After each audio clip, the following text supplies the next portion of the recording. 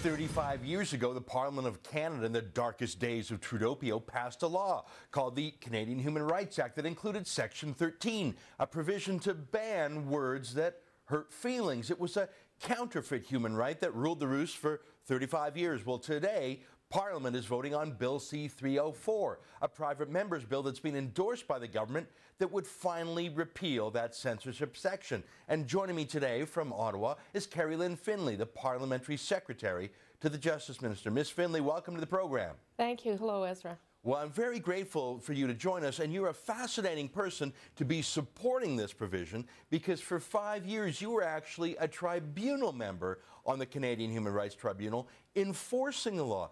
Tell me, during your 5 years as the tribunal member, did you learn anything about the way this law was enforced that causes you to support the repeal of Section 13 today? I was on the tribunal for 5 years. I did not actually adjudicate on a Section 13 matter.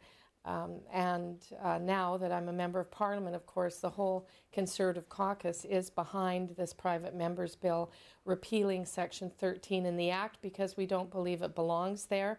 And I know that adjudicating at the tribunal level in general terms, where you're dealing with a balance of probabilities, not the criminal code procedures, was problematic. Now, I know you're very sensitive to human rights, equal rights, civil rights. I mean, besides being on the Human Rights Tribunal, for years you chaired the National Women's Law Caucus at the Canadian Bar Association. So I think maybe you break the stereotype of a right-wing conservative who might look a little more like me. Tell me, how, as someone who is very sensitive to human rights issues and minority issues, what do you think the best way to deal with hate is? I mean, to me, hate is a human emotion that should not be outlawed. I acknowledge that there are grievances out there. My view is they shouldn't all be taken to court. What's the best way for citizens who care about harmony and getting along to deal with hateful people that doesn't involve running to the government every time? Well, as you know, Ezra, as a government, we believe in freedom of expression.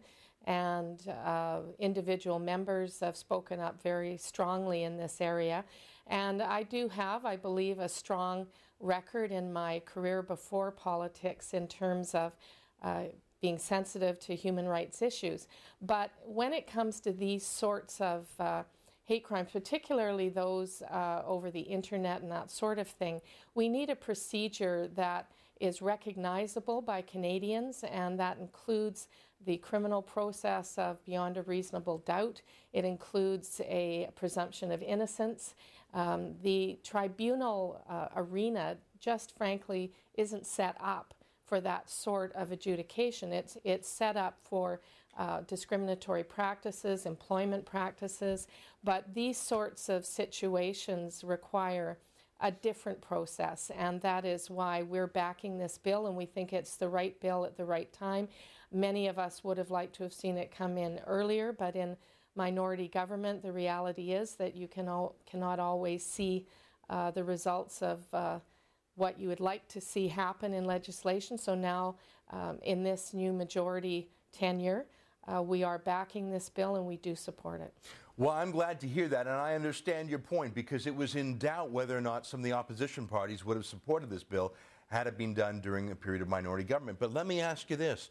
I believe that freedom of speech isn't just the property of conservatives or those on the right. In fact, over the last century, I think freedom of speech has often been used by the left, whether it's the suffragette movement 90 years ago or the racial civil rights movement 50 years ago or the gay rights movement 30 years ago. I mean, it's the left that needs freedom of speech as much as the right.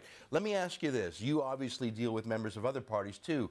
Are you aware of any other MPs in the Liberals, in the NDP, or even those few remaining Bloc MPs who will support the government and repeal this bill and vote with you? Is it going to be a party line vote, or will there be true Liberals on the other side that join with you? Well, of course, the proof will be at the time of the vote itself, and we stand up to be counted, so I cannot presume the way that will go. I predict there will be some members in the opposition parties who may support us, but I do know the caucus of the Conservative Party is strongly behind it, as am I and the Minister of Justice. I don't, of course, know exactly how it will look, but it will be very interesting to see which individual members are prepared to stand in their place and say they do agree with this and believe in freedom of expression. And I agree with you, that is not a left or right issue, or at least shouldn't be, that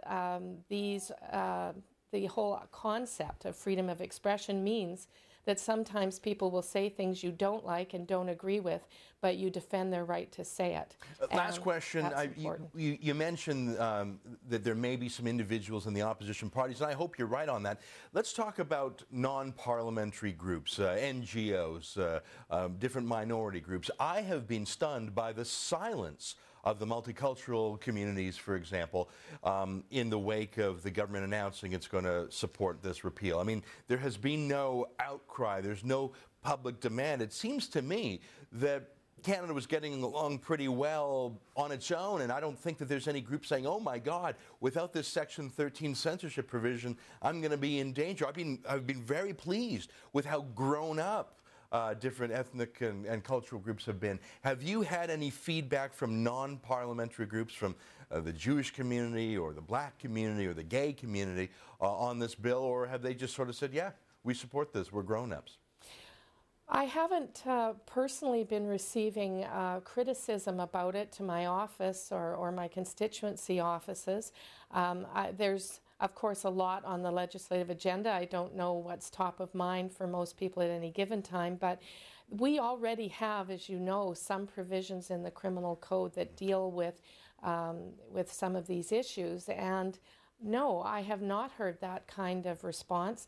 I think that a lot of people, this has been talked about quite a bit, and I think a lot of Canadians know or believe and agree with us that where it is now in the Act is not where it should be. I think you're right. I mean, I think that this has already been debated in the court of public opinion and even in the court of law, and I think the national consensus is we're grown-ups. We don't need censorship. I'm proud of the government, and Kerry-Lynne Findlay, we've never talked before, but I'm proud of the caucus and the cabinet and you as parliamentary secretary for doing the right things and ending 35 years of censorship. Yes. Thanks for coming on the show to talk to us about it. Thank you, Ezra.